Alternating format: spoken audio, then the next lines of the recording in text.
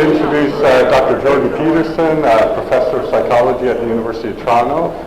And just on a personal note, I think Dr. Peterson fits in very well with INPM because we're in this age of specialization where so many people are hesitant to move beyond, for example, mainstream psychology.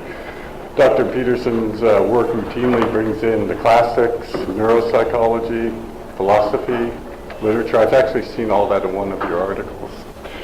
And you probably noticed from the program that the first two people named in it are Dostoevsky and Nietzsche in a psychology conference. So I think our talk today will be very wide-ranging and I'm sure and erudite. So, Dr. Peterson. Thank you.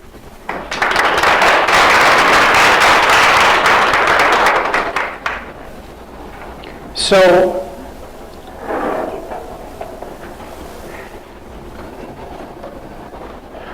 my sense has been that when you talk to an audience, well, first that you're not actually talking to an audience, you're actually talking to individuals. They just happen to be all in a group. And so if any of you have public speaking problems, one of the things that you could do is stop talking to the audience and start talking to individuals, because pretty much everyone knows how to do that. And it turns out that if you talk to the individuals in an audience, you connect with the whole audience. That's a good thing to know. Well, the other thing that you're supposed to do when you talk to an audience is talk about things that you know. And I don't do that either. I talk about things that I'm trying to figure out. And I'm using the talk to try to figure them out. And the reason for that is twofold. It's partly because I'm not interested in talking about something I already know, because I already know it. And the second is that it's not obvious that what you're doing when you're talking to people is telling them something you know. What you're actually doing is engaging in a joint enterprise that's designed to further the knowledge of everyone in the room. And if you do that properly, then the talk is really engaging. And that happened today. So I'm talking to you about things that are sort of on the cutting edge of my capacity to formulate, and hopefully that will go well, but I guess we'll find out soon enough. So the talk has a rather awkward title, Hierarchies of Values as Determinants of World Revelation. It's like, really, if you tried hard, it would be difficult to come up with a more opaque title. But there's a reason for it, and sometimes there's a reason for philosophical language, and the reason is hopefully an increment in precision. And that's what I'm trying to aim at today, is an increment precision. So what do I mean? Well, by the title, I mean existence is the revelation of the world. Fundamentally, wherever you are, there's elements of being that are revealing themselves. That's what you call your experience. You might call that your conscious experience. You could just call it being, which is what the philosopher Martin Heidegger prefers, and I like that, but it doesn't have to be something that theological or transcendent. It could just be the observation that no matter where you look, the world reveals itself to you. So there's that. Then the next part is the idea of determinant. Well, there is the world, and it reveals itself to you, but it doesn't reveal all of itself to you. It only reveals bits and pieces of itself. And that's because you're not very big, roughly speaking. There's estimates, for example, that the capacity of your conscious attention is 4 bits, which is basically binary. It's basically yes, no. It's very low. You're a very low capacity processor. And so, for example, when you move your eyes around the room, you're seeing a lot less than you think you're seeing. You're seeing that little bit of the room that you're focusing on, and the rest you're more or less inferring. And then, of course, there's all of the reality that's outside of the room, which you're just not in touch with at all. So not only does the world reveal itself to you, but it reveals itself to you as a microcosm. There's a macrocosm, and that's everything. But you can't see everything because there's just not enough of you. So you see a tiny focused spot of the world. Okay, then the next question is, well, which particular focused spot and what determines that? And part of it is, well, the world determines it. I mean, here we are in this room, and the carpet happens to be blue. And likely you have very little to do with that. So there's the fact of the macrocosm, let's say, the fact of the reality of the world. But there's the choices you make about how you interact with that. And it turns out that the manner in which being reveals itself to you is partly dependent on the facts of the matter and partly dependent on how you choose to interact with it. And so then the question is, how do you choose to interact with it? Well, the question might even be, do you actually choose to interact with it, or does that just happen? But assuming that you have some choice, and I'll make a case for that, how is it that you exercise that choice? And that's what the talk's about. Now, my hypothesis is that the way that you choose to have the world reveal itself to you is a consequence of your values, and even more specifically, a consequence of the manner in which you've arranged those values into a hierarchy. Now, the first thing we might point out is that you actually have values. You might not know what they are, you might not be able to articulate them, but if you didn't have values, you couldn't even look at a room, because you use your values to point your eyes at what you think's important. And so if you don't think anything's important, because you're bereft of value structure entirely, you can't even focus your eyes. So the fact that you can focus your eyes means that you have a value structure, even if you don't know what it is. And that's also an interesting observation, because it is definitely the case that people have value structures, and it is definitely the case that they don't know what they are. And you might say, well, what's the evidence for that? And the evidence for that is, well, we're ignorant about ourselves. We would need philosophy and psychology and sociology and political science and so on and so forth if we knew what we were like. We don't know what we're like. We don't know what our value structures are. We can't understand ourselves. And the reason for that is that we're insanely complicated. Like, a human being is the most complicated thing there is, period, except for other human beings.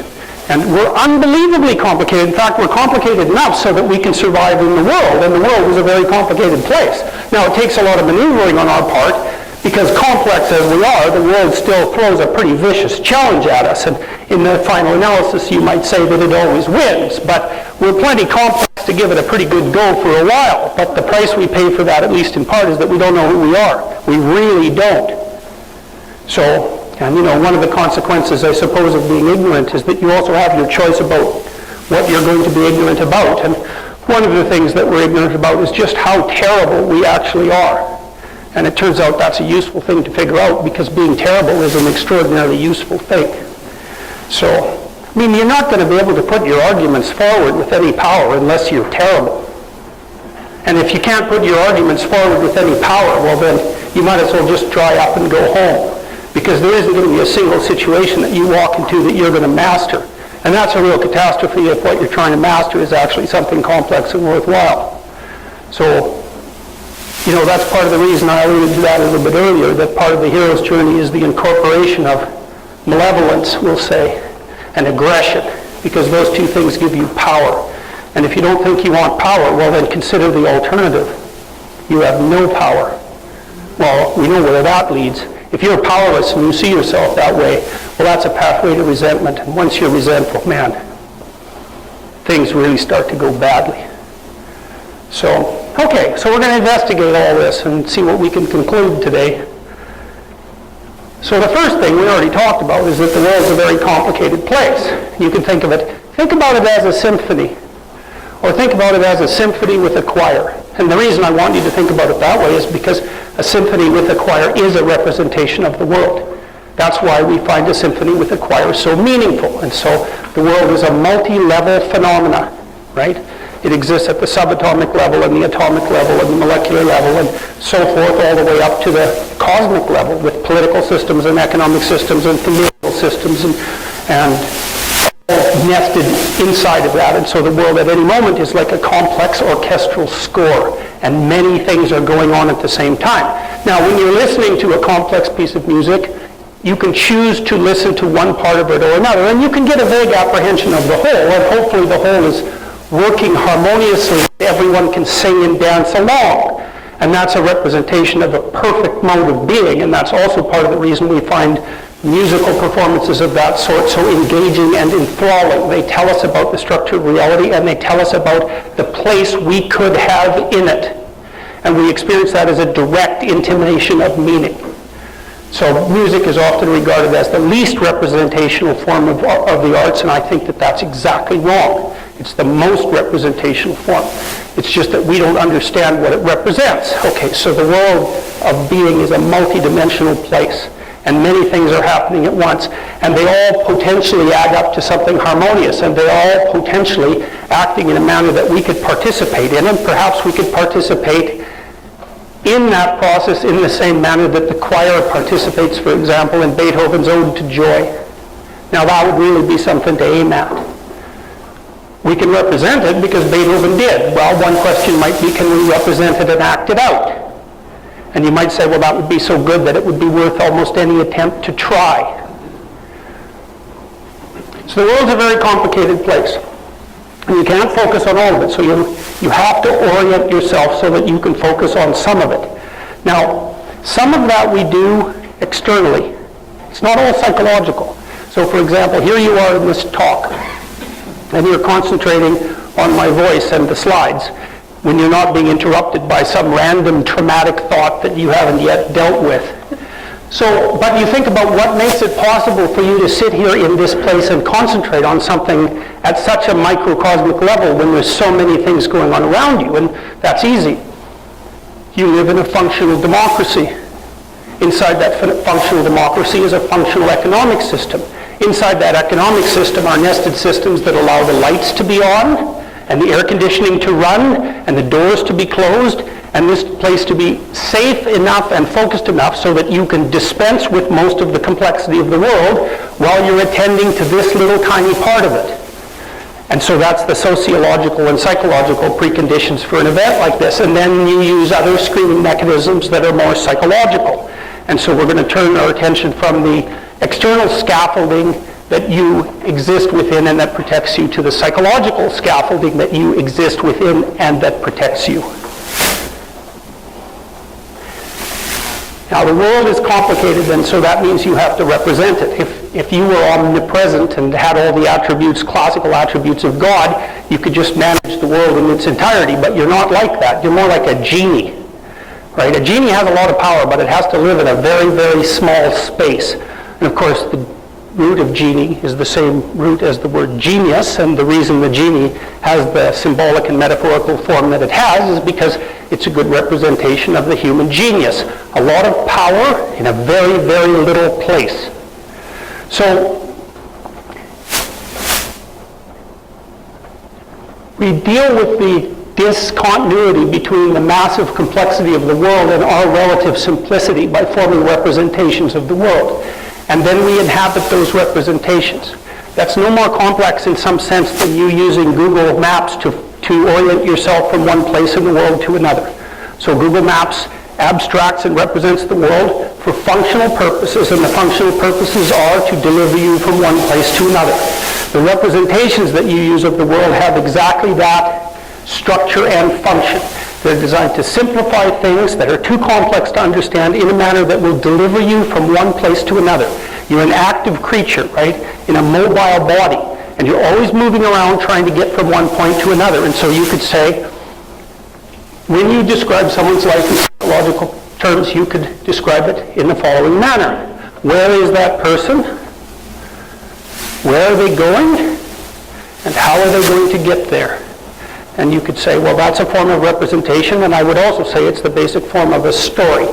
And part of the communication, the communicative endeavor that people are always engaged in is the mutual exchange of stories of precisely that nature. I'm here, I think, but maybe I'm wrong. I'm going there, I think, but maybe I'm wrong. And I think this is how I'm going to do it.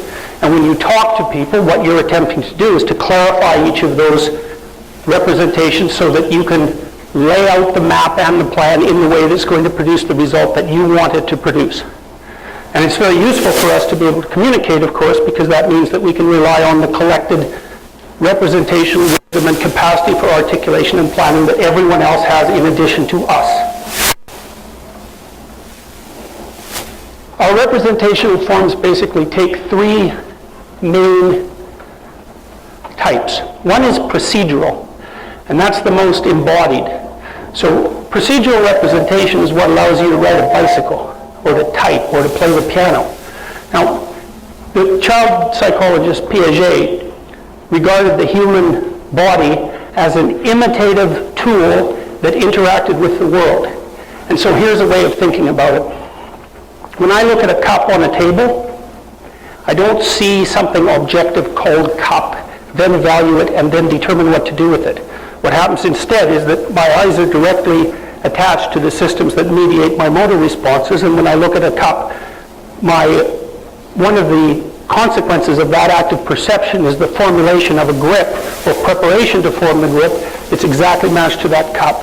And what that means is that I'm using my body as a representational device to map the world in a manner that's functional. And a lot of the fundamental biological platform that you inhabit is a very, very, very large collection of just exactly that kind of partly habit and partly inbuilt ability. And it's non-articulate. And it's not abstractly represented. It's actually built right into your body. And that's to say, you know how to ride a bike, but you don't know how you know how to ride a bike. You can have an image of yourself riding a bike, but that doesn't mean that you could tell someone how to do it, except in the minimalistic form, like you sit on the seat and move your legs up and down, which is remarkably useless advice for someone who's trying to learn how to ride a bike. Okay, so there's a procedural element, and that's an embodied element. Now, that embodied and procedural element happens to go very, very deep. So, for example, when I look at that cup, my body represents it as a single representation, embodied representation, in a sense, of all the possible things that it could be. Because it could be many other things than a cup. It could be a silly little hat. It could be a projectile. It could be something that's used to prop open a door. It has multiple potential modes of being. But the manner in which I interact with that habitually determines my automatic representation of the object. And so partly what happens is that we use our bodies habitually to take this massive sort of macrocosmic space and reduce it to a landscape of entities that we can interact with in a productive manner. And the advantage to that is that we learn how to do things. And the disadvantage is that many of the ways that the world could be, other than the way we see it, is now hidden from view. And that's something that's really worth thinking about. Because it means that as you adopt an adaptational system, while you reduce the world to a manageable place, you also reduce the complexity of the world so that you no longer have access to it. And the reason that that's so unbelievably useful to know, and I'll skip ahead a little bit in this regard, is that if the manner in which the world is revealing itself to you is primarily composed of unbearable suffering, it's possible that you threw something out of the macrocosmic reality that you need in the microcosm in order to justify your own survival. So what that means in part is that your habitual modes of being in the world can screen from you precisely those revelatory elements of the world that would enable you to live a life that would justify its intrinsic limitation and suffering. It's a really, really optimistic thing to know. You'll see with psychologists, and this is particularly true of the shallower social psychology, positive psychology types who are obsessed with optimism, that what you're attempting to do when you lead people towards the light is to teach them how to be happy, and that's an absolutely brainless and pathological perspective. Because the purpose of life can't be to be happy, at least in part, because there's going to be a lot of times when you are seriously not happy. And so when those events come along, as they will, you need something much more profound than I should be overwhelmed with positive emotion at this point in time in order to actually cope with that properly. If you don't cope with it properly, well, not only will you suffer even more than you might have had to, but you'll get bitter and resentful because things aren't working out for you very well, and then you'll run around trying to make yourself and other people suffer even more. It's a bad solution. What you need instead is a mode of being. You need to interact with the complex reality of the world in a manner that enables it to reveal itself in a rich enough manner so that the fact that you're going to suffer and be put through tragic and malevolent circumstances ends up being acceptable or even welcome. And that's a tall order. But the alternative is worse. All right, so you have your procedural representations, and they're built into your body. And then you have explicit representations of two types. One is more imagistic, relying on abstractions that are actually images. And those are the forms of representation that you use when you imagine things. It's like the movie that runs in your head that represents your life, or that represents potential futures. And it's also the movie that runs in movie theaters. And it's also the story that people outline in books. It's a variety of forms of dramatic endeavor with a landscape, a stage setting, where you undertake action in different ways. And one of the things that human beings have learned to do, because we're so damn smart, is to formulate abstracted representations of the world and practice acting in them, so that the errors in those representations and actions can be discovered and fixed before we implement them in our own behavior. It's an evolutionary leap. So an animal who can't use abstraction just dies if it does something wrong.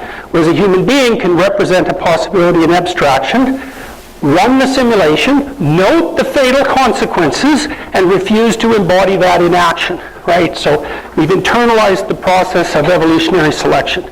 It's a massive advantage, and we use language to communicate the results of doing that. So that means I can take your pathological imagination that leads to a fatal conclusion, and you can tell me about it, then I don't have to do it. And maybe it's worth listening to you because of that.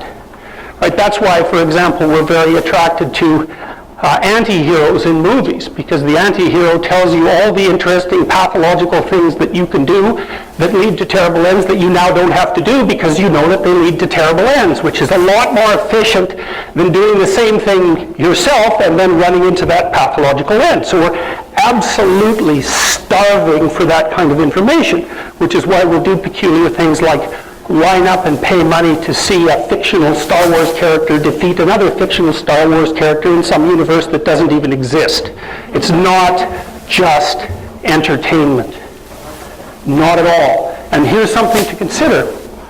We're spending an awful lot of time and resources developing intensely powerful computational devices. And the primary thing that drives the demand for those computational devices is the ability to represent the world in fictional form. So the highest end computer processes are used by people who make games and movies. And the reason for that is that there isn't anything more important that we do than do that. Because that's how we simulate the world, plot our actions in it, and learn from the consequences. So that elevates the domain of storytelling and mythology and narrative and all of those things that go along with it to the highest order of intellectual activity. We're trying to figure out how to live in the world. That's what stories are about. Now, there's a classic opposition between, let's say, the world of science and the world of narrative. And the world of science claims that the appropriate way to represent the realities of the world is objectively. And that's true insofar as you want to know how the stage is set. But science can't tell you anything about how you act on the stage once it's set. That's the domain of mythology and narrative. And the eternal religious question of mankind is, now that the stage is set, how is it that you should conduct yourself in it? And the answer to that can't be any old way will do. Because first of all, any old way won't do. Any old way just gets you killed. But a worse any old way not only gets you killed, it gets you killed in a very painful way while you're simultaneously engaging in helping other people get killed in a very painful way. And if that's not the game that we want to play, then we should figure out how that game comes about, how we all play it and contribute to it, and how we should start playing a better game. And I would say that that's the fundamental ethical question that underlies the religious striving of mankind. And it's a life or death issue, personally, but also perhaps on a species level, because we've got to the point now where we can play games that are dangerous enough so that all of us could die playing them at the same time. And maybe that's not what we want to do. So we should figure out how to do something better. Now, partly what you're doing with your forms of representation, this is a complicated idea. So there's you acting in your body. And you're full of weird little people that you've imitated. They're your parents, they're your friends, they're your parents' parents, they're the entire culture insofar as that's manifested in an embodied form. And you have imitated that, and that's built into you as a structure. Now, partly what you're doing at the same time is you're using your explicit forms of representation, so those are episodic, dramatic, the ones I described, plus semantic, that's linguistic. You're using those systems to represent what that pattern of action is, but you don't know what it is. You're so multiply determined and so much a creature of an immense evolutionary and cultural history that the net consequence of the dance that you're dancing is so unbelievably sophisticated that you only have the barest idea of what it actually is.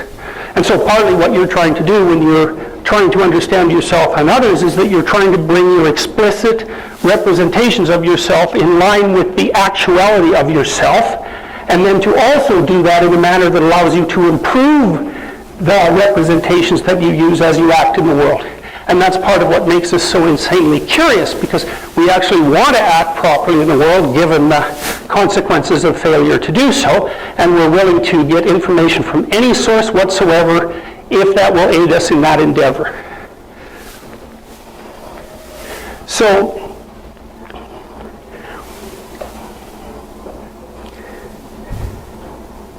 you exist within a defined perceptual structure. You could say, it's the story that you live. Jung said, for example, that the purpose of psychotherapy was to figure out which myth you were acting out on the off chance that you happened to be acting out one that you didn't really want to act out. So, for example, there are tragic myths and there are malevolent myths, or there are myths about tragedy and there are myths about malevolence, and it's certainly possible that you happen to be right in the middle of one of those. And if you are, and you don't want to be, then first you should figure out that you are, and second you should figure out what might beckon as an alternative. Okay, so you exist in a story. You don't know what the story is. More than that, you exist at a certain level of a story, and this is where it gets complicated, unfortunately. The story that you exist in is multi-leveled like the world is multi-leveled. So I might say to someone, what are you doing right now? And the person might say, well, I'm sitting in a chair. But the person could also say, well, I'm sitting in a chair listening to this lecture. I'm sitting in this chair listening to this lecture, trying to figure out who I am. I'm sitting in this chair listening to this lecture, trying to figure out who I am and who other people are. I'm sitting in this chair listening to the lecture, trying to figure out who I am, trying to figure out who other people are, so that I can figure out what we're all doing together, so that I can figure out how to make it better, or maybe worse, depending on my motivations. And so one of the interesting things about what you're doing while you're sitting there is that you're doing a whole bunch of things at multiple levels of analysis at the same time, and the reason that you're doing that is that you're trying to adapt to a world that exists at multiple levels of analysis doing multiple things at the same time. Now, unfortunately, because of your narrow ability to understand yourself and your limited cognitive capacity, you can only focus on one level of that story at a time, and you're often only dimly aware of how it's related to all of the other levels of the story. You know this, for example, if you're old enough to notice that sometimes you react exactly like your mother did, or old enough to notice that you're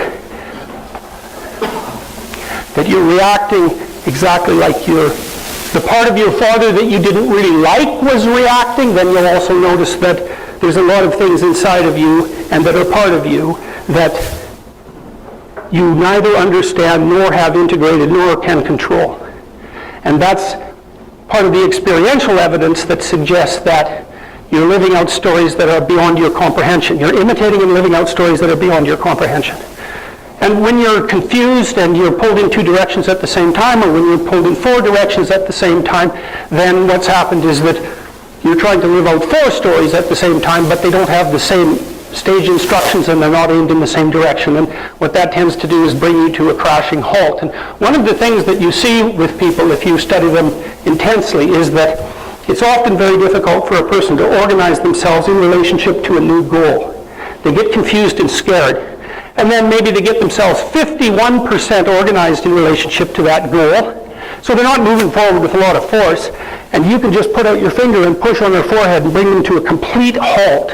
And the reason for that is that they're so disintegrated in their representation and action impetuses that they don't have any power to act in the world. And so one of the medicaments to that is to become integrated enough so that each action serves all the actions that you're undertaking simultaneously at all of these levels. And you can think about that as the proper goal for integration. Now, one of the things that we have a problem with in the Western world is our inability to use our rationality to think ourselves out of our moral relativism. And that's a big problem. I think it's a fatal problem. And I also think it's predicated on a misunderstanding of what it means to be human. It isn't that any old thing goes. It isn't that all values are of equivalent utility. That's not the case at all.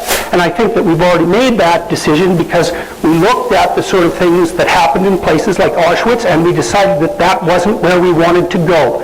So we've already decided, at least in principle, that all values are not equivalent because some of them end up there. So then we could say, all right, if some of them aren't worth pursuing or they're not equivalent, then we could concentrate on those that are the opposite of that. And so then we might say, well, we're not so sure how it is that we can jointly climb to heaven, but we might agree, for the sake of argument, that we should run as fast as possible away from the deepest levels of hell as rapidly as we can. And that's not a bad start. At least we know where we don't want to go. Well, then we can start to make some tentative conclusions about where we do want to go. And one of the things that we might want to point out is that we don't want to be all that weak and confused all the time. And the reason for that is there seems to be nothing but pointless suffering in that. And the worst consequence of pointless suffering is that it makes you mean and resentful. And as soon as you get mean and resentful, then you get destructive and you are motivated to drag the world right back to the place where we've already decided that we don't want to go. So there's something about psychological integration that seems to be a necessary counterposition to the deterioration of the individual and society towards the deepest possible pits. And I think part of the integration is that you want to be acting, and this is sort of an updated version of Immanuel Kant's universal maxim, which was to act in a way that if everyone else acted in that way, things would be optimized. I think you can make it more specific. I think you can say that the local actions that you take, so the actions here in this minute, should serve your purposes for the next week, and that should serve your purposes for the next month, and that should serve your purposes for the next year, and then for the next 10 years, while simultaneously serving the purposes of as many other people at as many levels of analysis as you can manage simultaneously. And Piaget called that an equilibrated state. That's a state that's voluntarily desirable and powerful because if people are in it, it doesn't require any external use of force to keep them there. So you could think of it as an intrinsic place of meaning. And the more those levels stack up, and the more they serve each other all the way from the bottom to the top, the more your brain recognizes that as a meaningful place and tells you that living there is worth living. And so I would say that you're actually gifted, blessed, capable of using your direct intuitions of meaning to determine when you're properly oriented in a multidimensional landscape of action. And when people talk about meaning, that's what they mean. And I think that, and I think you can make an extraordinarily strong case that that's a biological faculty and that it's determined by evolutionary processes. So that the sense of meaning that envelops you when you're doing something meaningful is actually a navigation and territory marker that tells you that you're properly situated in the multidimensional landscape that's so complex you can't perceive it. So, and why would I believe that? Well, partly because that is the landscape that you're in. The world is a multidimensional reality of that sort. You do have to match yourself to it, and if you don't, then you perish. And so how could it be any other way than we have the capacity to determine when that's the case? Okay. So, you live in a story. The story tells you where you are, and hopefully you know. And the story tells you where you're going, and hopefully you know. And the story helps you specify what you're going to do to get from the beginning of the story to the end. And that's where the mind meets the body. Because where you are is an abstraction, and where you're going is an abstraction. But what you do with your body on the way there, that's not an abstraction. So that's where the mind meets the body. And that's the answer to a question that has plagued philosophers for a very long time, or at least an answer. What's the relationship between the mind and the body? Well, the mind makes abstractions and the body acts things out. And abstractions are the sorts of things that can be acted out. They're not objective representations of the external world. And I can tell you, and I know this, your brain is not set up to perceive the world as a place of objective things. Now you know that because we didn't learn how to perceive the world as a place of objective things until about 500 years ago.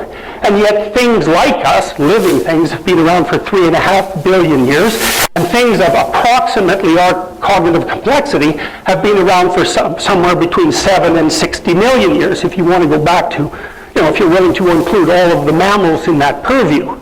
So all that time we got along perfectly well without perceiving the world as an objective place. And we survived and thrived. And then you could say, along with Nietzsche, if truth is what serves life, then those representations and patterns of action served life.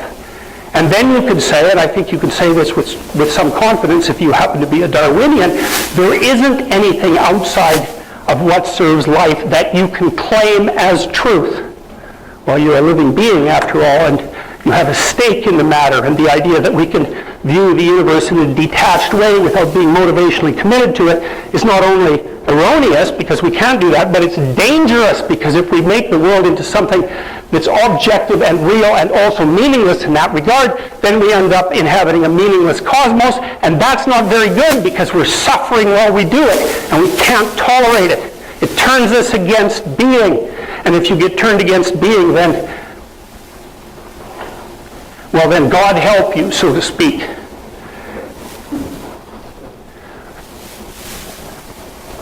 Here's a way of considering nested abstractions and nested stories. So let's say you want to be a good person. We might say, well, what does it mean to be a good person? Well, it's a complicated thing, and we're not going to cover it completely, but I could give you a rough conventional estimate. Well, maybe if you're a good person, you're a good parent. That's a microcosm of being a good person. Maybe if you're a good parent, then you know how to take care of your family. And maybe if you know how to take care of your family, then you know how to play with a baby. And then if you know how to play with the baby, you know how to tickle the baby. And that's where the abstraction meets the action. And that's where the abstract value, be a good person, manifests itself in the world.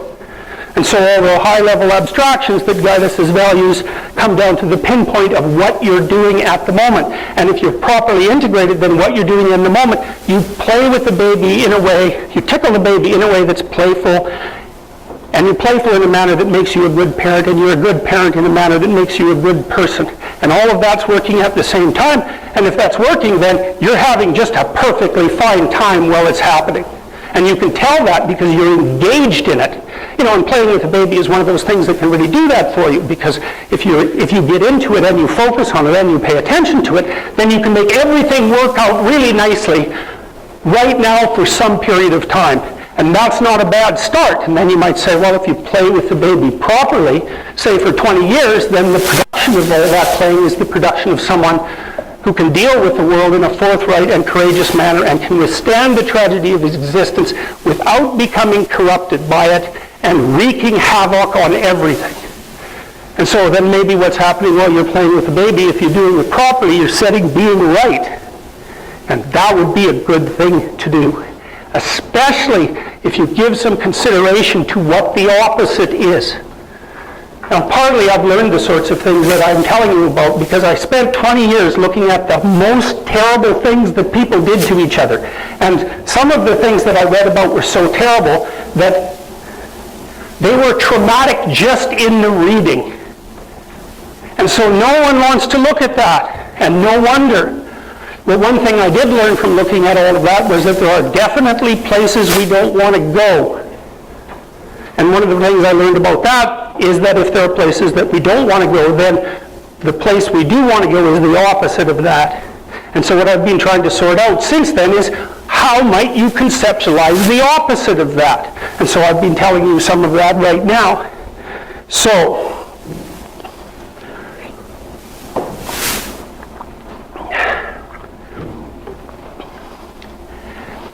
when scientists talk about the world, when behavioral scientists talk about the world, they do a sleight of hand. It's a very interesting sleight of hand. And the sleight of hand is that they turn the complexity of the world into the stimulus and hide it there. So let me give, and the stimulus is something that's given the reality of an objective phenomena. But so, for example, if you're training rats, and you teach them that a light indicates a shock, then the rats will learn that to be afraid of the light, and the light is the stimulus. But it's a sleight of hand because the light stimulus is not an objective phenomena. What it is instead is a learned constellation of meaning that manifests itself to the rat.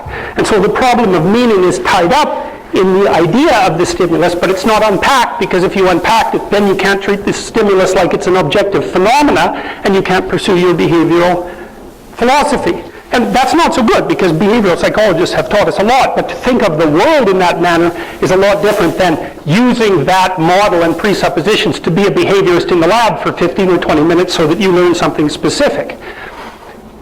This is partly why deterministic models of reality are not exactly appropriate. So, for example, Ronald today at the earlier talk talked about these people that his clinical friend had written about who've had absolutely terrible childhoods.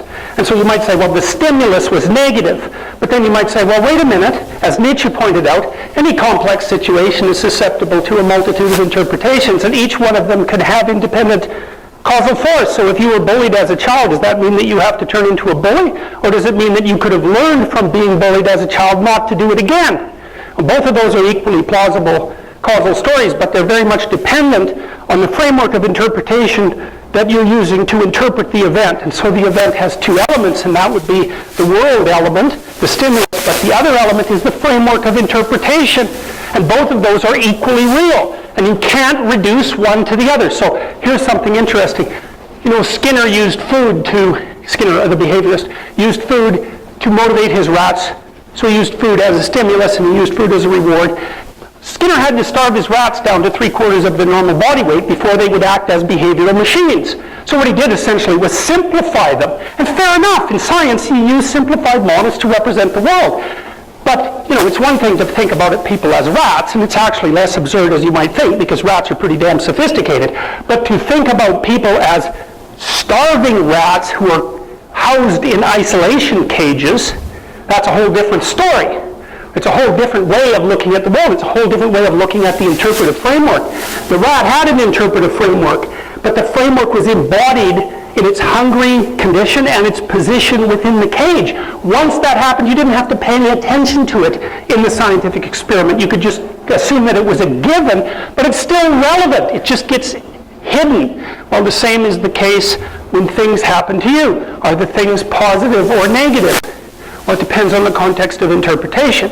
Now, I'm not being Pollyanna-ish about this or optimistic. I understand perfectly well that some things can happen to you that are so damn terrible that it's almost impossible to find a framework of reference that doesn't lead to your psychological demise. Right? That's a trauma, and those things are real. But by the same token, human life is traumatic, and if we can't come up with a framework of interpretation that enables us to thrive in spite of that, and perhaps also not to perpetuate and generate the traumas, then it's a problem that we have to contend with straightforwardly and clearly. The world manifests itself. You could say it manifests itself positively and it manifests itself negatively. Positively, it manifests itself in forms like love and hope and fulfillment. Negatively, it manifests itself as uncertainty, threat, pain, and contamination. Well, then the question might be, how do you maneuver through the world in such a manner that you get from where you are to where you're going, so that you construe where you are and where you're going in a way that serves all of the purposes of being and going over the longest span of time, so that it includes as many people as possible, so that it minimizes uncertainty, threat, pain, and contamination to the maximum allowable and maximizes the others? Well, it seems to me that that's a goal that you could hypothetically get behind, unless you're prone to preferring the opposite, which is everything gets worse and negative for you and everyone else over the longest spans of time possible. And you don't want to be thinking that that's not a real place. One of the things that I found really fascinating, particularly about Christianity, because I think it has the most worked out philosophy of this sort, and it's not really canonical, it's not biblical, it's collected in the mythology that's a cloud around the canonical forms of religious thinking, is that the idea that there's an underworld and that there's a hellish underworld and that there's a normal plane of existence and that there's a heaven is an unbelievably old human idea. And if you're a cynic like Freud or maybe like Marx, you think, well, the reason that people are motivated to believe in heaven is because it's a delusion that helps them deal with the pathology and suffering of life. Or if you're a Marxist, maybe you think, no, it's nothing but a pile of rubbish that's been sold to idiots by people who are trying to manipulate them for their own personal gain. And to me, both of those explanations are shallow beyond comprehension. They're not biologically grounded. And they're dismissive and ignorant, I would say, all at the same time. What's the reality of the underworld and hell, and what's the reality of the normal plane of existence, and what's the reality of heaven? Well, the underworld and hell are places that you might even be. They're certainly places that you can go. They're places that you have gone. You go into the underworld every time one of your stories collapses and you don't know which way is up. That's the underworld. And hell is a suburb of that underworld, because if things have fallen apart for you badly enough, the probability that you're going to be possessed by the desire for destruction and revenge is unbelievably high. And if that possesses you completely, then you're nothing but an agent of the forces that make everything want to go there permanently. And to think of that as not real, well, that's not a very good idea, because it's real. When I walk down Bloor Street in Toronto, I can see people who are in the hell suburb of the underworld everywhere I choose to look. You know, they're the people who are lying on the street, who are so ruined and so wrecked by their unfortunate circumstances and their poor choices that you can't even look at them without them being enraged by that fact. And the reason they get enraged is because when they see you see them, they see where they are. And that's not good, and normally you won't even do that. You'll just give them a wide berth and look in the opposite direction. So not only is that state of being real, it's so real that when you see it, you won't even look at it. And it doesn't take very much imagination to understand the reality of that. Now, here's an interesting idea. Friedrich Nietzsche was a profound critic of a schismatic event, say, in Western civilization. And that was a schismatic event that was brought about by the formulation of a book, or a collection of books. And that collection of books is the collection of books that we've come to know as the Bible. And the Bible is a strange book because it was authored by a lot of people over a very long period of time. And then it was aggregated and sorted and edited for reasons we don't understand, by people we don't know, for purposes that we can't conceive of. But there are things you can say about it, and one of them is that there's an old version of it, we'll call it the Old Testament for now, and a new version of it, we'll call that the New Testament.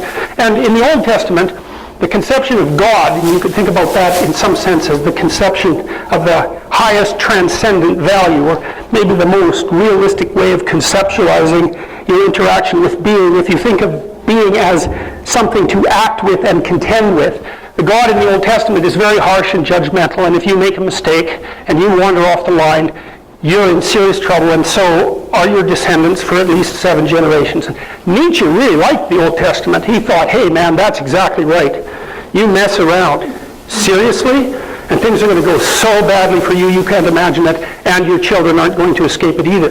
And Northrop Frye, who's a Canadian literary critic, analyzed the Old Testament as a series of rises and collapses of Israel, fundamentally, where the collapses were of the sort that everything got very bad for the Israelis, and then it stayed that way for multiple generations for them and their children. And then they'd sort of clamber out of that like a wounded phoenix and bloom once again, and then fall prey to all sorts of pathologies of one form or another. And then a prophet would come along and say, you probably shouldn't do that anymore. And then they would ignore him, and then all hell broke loose, and then Israel was down in the underworld and hell for another several generations. And that happened repeatedly. That's the narrative arc of the Old Testament. And Nietzsche really liked that because he believed that it was very naive for people not to notice that existence was harsh beyond comprehension and that there was very, very, very little margin for error.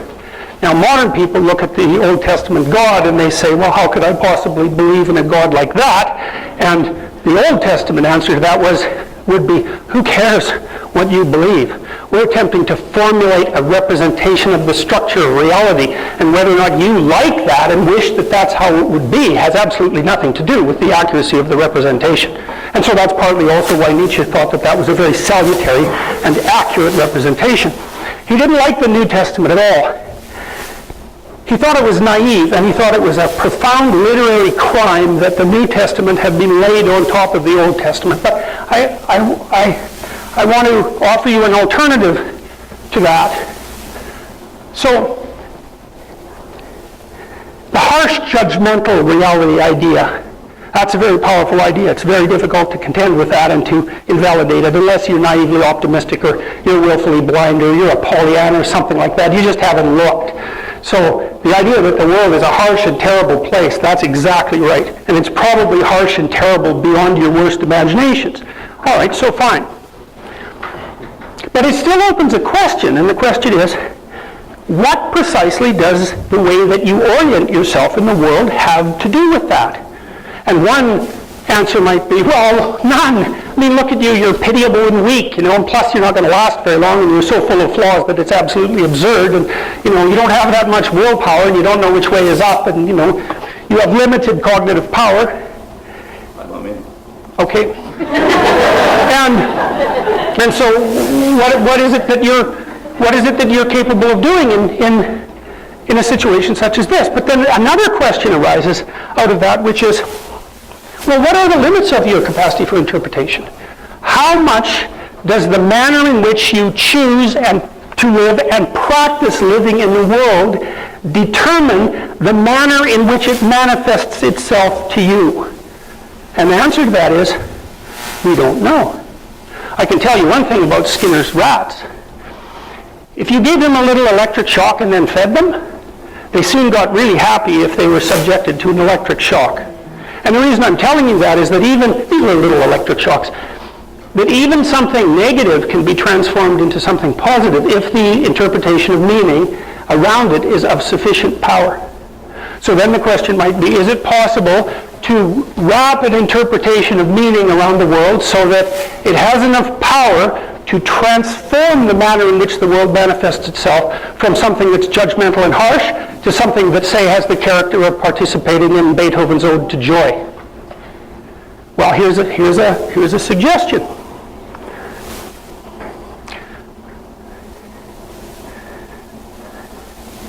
First of all, you have to decide if that's what you want. So imagine that what you're aiming at is that you want things to be better. Now, that's a lot harder than you think, because everyone says, well, they want things to be better, and that's just not true.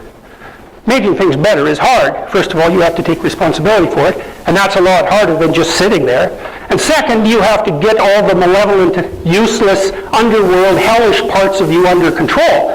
And that means first you have to admit that they exist, which is enough to be a non-starter most of the time. And then second, you have to actually seriously contend with hauling them out of the pit.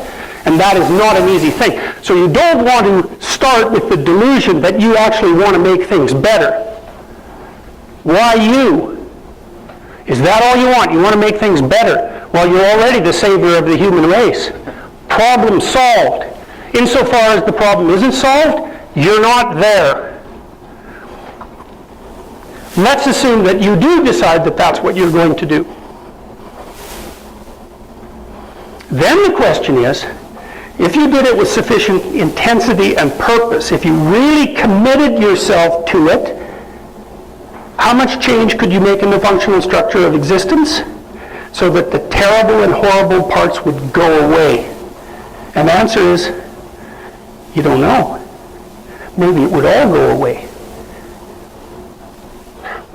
There is this idea that's been the shadow of canonical Christianity throughout the development of European civilization, that human beings participate in bringing the world of being into being, and that we can determine the direction of that manifestation. Well, that's the only optimistic thought that I've ever discovered in my 40 years of working as a clinical psychologist and researcher. Our capacity to reshape the world, the manner in which the world manifests itself, is not bound by anything that we understand. We have the capacity of genies. That's why we believe in genies. people who are taking a negative route through life justify that negative route through life by saying, essentially, that the conditions of existence are such that it would be better if existence had never existed at all. And then they work towards that end. And it's an entirely justifiable viewpoint. It's very powerful. But there's some possibility that it's actually incorrect. That's part of this transformation that I had alluded to. Imagine that you assumed that if you interacted properly with reality, that it would fundamentally manifest itself in the most benevolent manner possible. Well, I would say that's an act of faith. That's a Kierkegaardian act of faith. You have no proof for that, although you may have seen some manifestations of that in your life. You have to put yourself in that position first as a consequence of adopting that faith, and then you have to see what happens if you orient yourself towards it without wavering. I'll close with this, since I only have a minute.